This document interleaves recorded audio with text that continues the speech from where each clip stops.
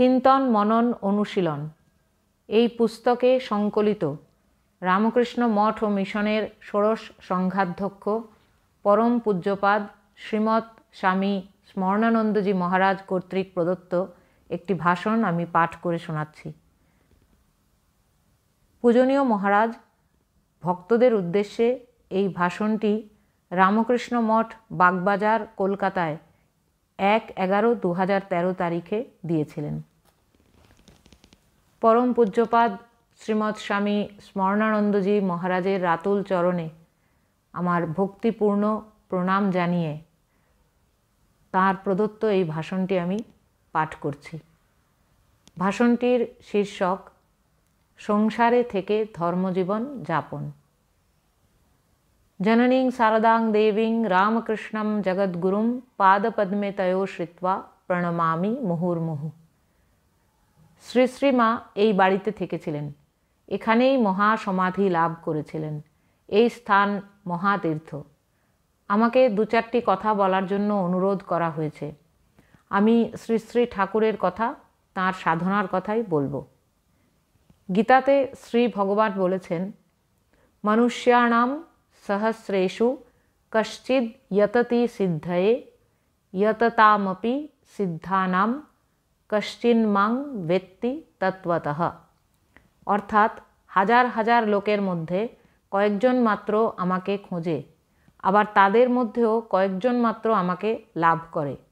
বলতে পারা যায়, যদি এতই কঠিন ব্যাপার হয় তাহলে আমরা কেন চেষ্টা করব? ভগবান ভগবানের মতো থাকুন, আমরা আমাদের মতো সংসারে থাকি। তাকে পাওয়া এত সহজ ব্যাপার নয়।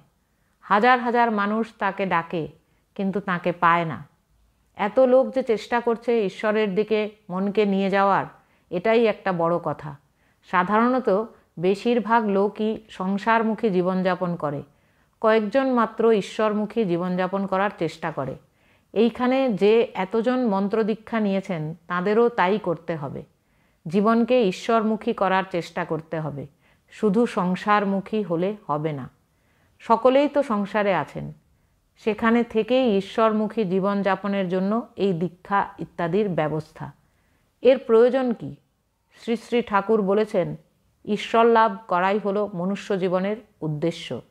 প্রশ্ন আসতে পারে, জপ ধ্যান পূজা ইত্যাদি করলাম, এইসব করে কি আমরা ঈশ্বর লাভ করতে পারবো? ওটি অত সহজ নয়, কিন্তু ওই পথে আমরা এগোতে পারবো, কিছুটা হলেও এগোতে পারবো। ওই প্রচেষ্টা কখনো নষ্ট হয় না। শ্রী ভগবান বলেছেন গীতাতে 6ষ্ঠ অধ্যায়ের 40তম শ্লোকে, ন হি কল্যাণকৃত কশ্চিৎ দুর্গতিং তাত গচ্ছতি। কল্যাণকারী ব্যক্তির কখনো দুর্গতি হয় না। আবার বলছেন গীতার 6ষ্ঠ অধ্যায়ের 41তম শ্লোকে, প্রাপ্য পুণ্যকৃতাং লোকানুষিত্বা শাশ্বতী সমাহ শুচীনাম শ্রীমতাম গেহে যোগভ্রষ্টভিজায়তে। যারা ঈশ্বর লাভ করার জন্য যথেষ্ট চেষ্টা করেও পারবে না, তাদের কি হবে? অর্জুন এই প্রশ্ন করেছিলেন। ভগবান বলছেন, তাদের চেষ্টা বৃথা যায় না।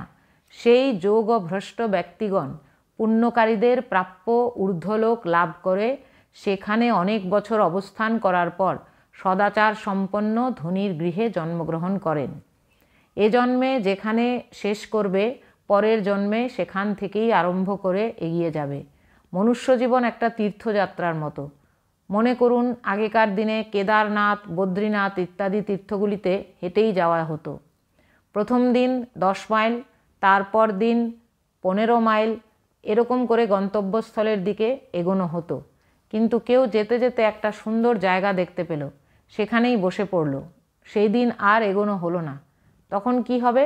যতটা এসেছে আবার সেখান থেকেই পরের দিন যাত্রা শুরু করবে।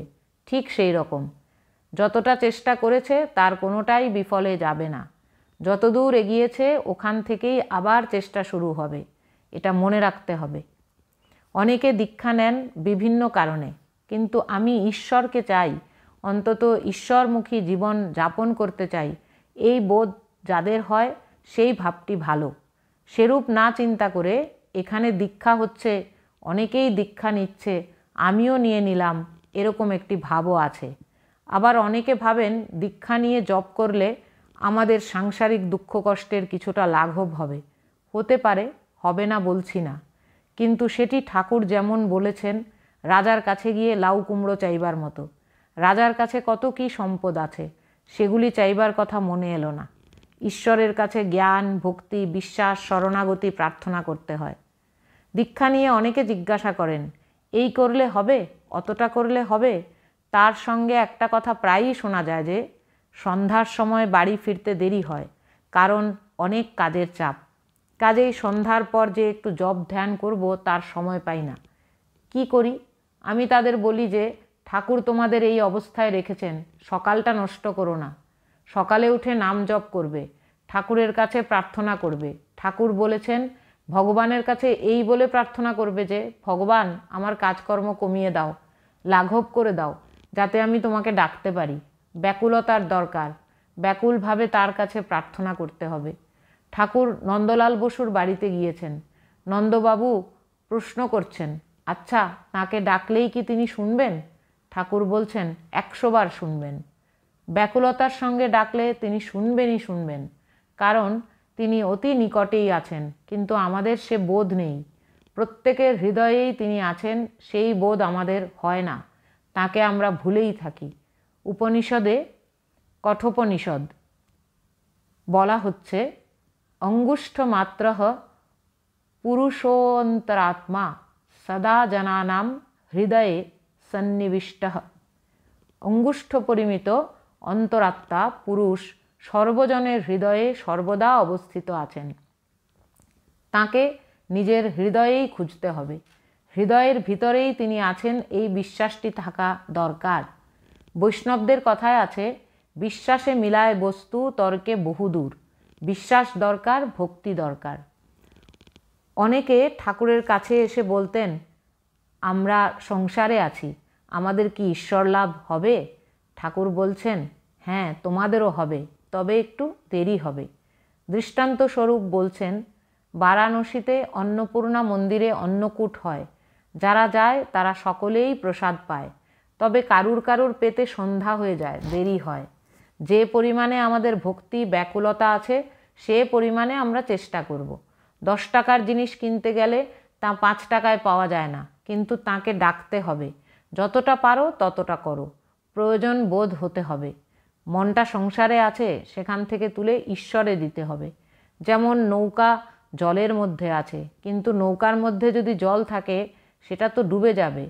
সেই রকম আমরা সংসারে যদি খুব ডুবে যাই তাহলে এগোতে পারবো না। নৌকা জলে থাকুক, কিন্তু নৌকার ভিতরে যেন জল না থাকে। জল ফেলে দিয়ে নৌকাকে ভাসাতে হবে। শ্রী শ্রী ঠাকুর, শ্রী শ্রী মা এ যুগের জন্য এসেছেন। আমরা ভাগ্যবান, এই যুগে এখনও তাদের লীলা দেখতে পাচ্ছি। অবতার পুরুষ আসেন, লীলা করে চলে যান। নিত্য এবং লীলা শ্রী শ্রী রামকৃষ্ণ কথামৃত গ্রন্থে শ্রী শ্রী ঠাকুর বারবার বলেছেন। সেই পরব্রহ্ম হলেন নিত্যবস্তু, সেই পরব্রহ্মের শক্তি ব্রহ্মশক্তি। তিনি সৃষ্টি স্থিতি প্রলয় করে থাকেন, কিন্তু কোনো কিছুর দ্বারা তিনি আবদ্ধ নন। সেজন্য ব্রহ্ম এবং ব্রহ্মশক্তি অভেদ।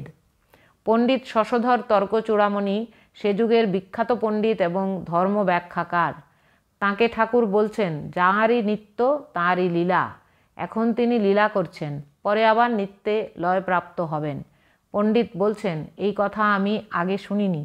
শ্রী শ্রী ঠাকুর দ্বৈত, অদ্বৈত, বিশিষ্টাদ্বৈত সব কিছুর সমন্বয় করেছেন, সব ধর্মের মধ্যে সমন্বয় করেছেন, অন্য সব বিষয়েও সমন্বয় করেছেন। তিনি ছিলেন সমন্বয়ী।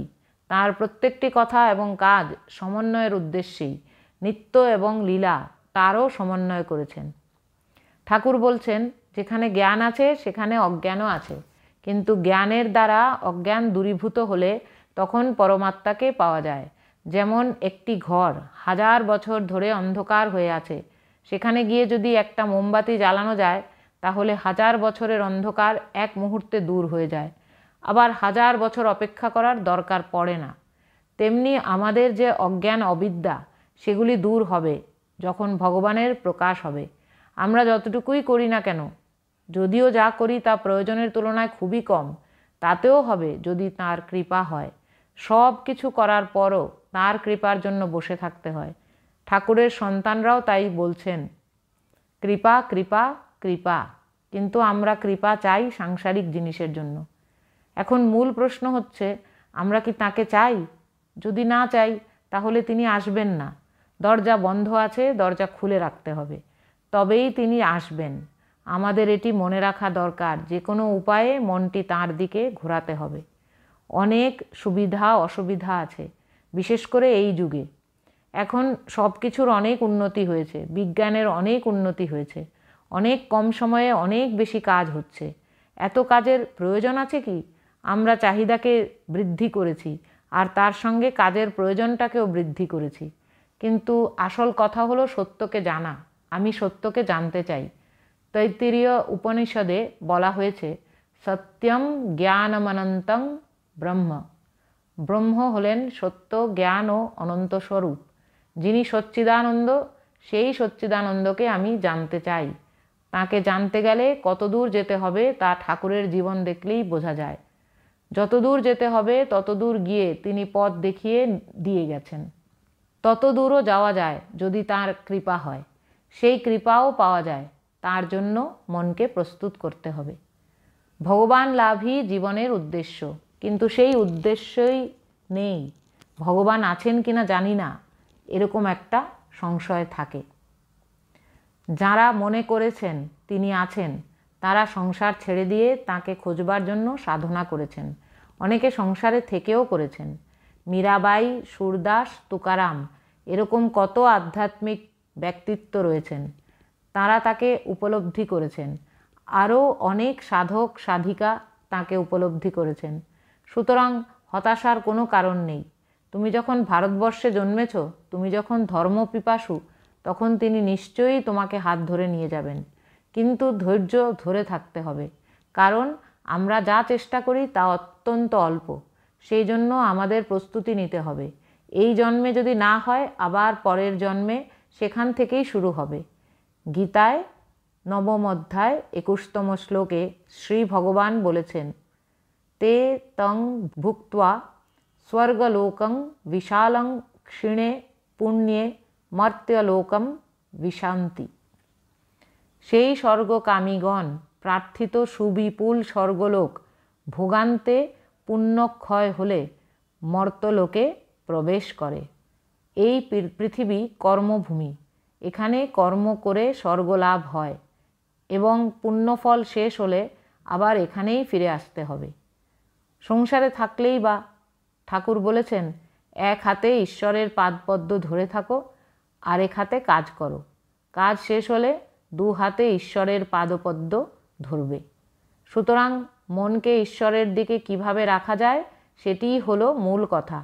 এইটি আমরা দেখতে পাই শ্রী শ্রী ঠাকুরের জীবনে। এটি সত্য, এটি করা যায়, তিনি তা করে দেখিয়ে গিয়েছেন।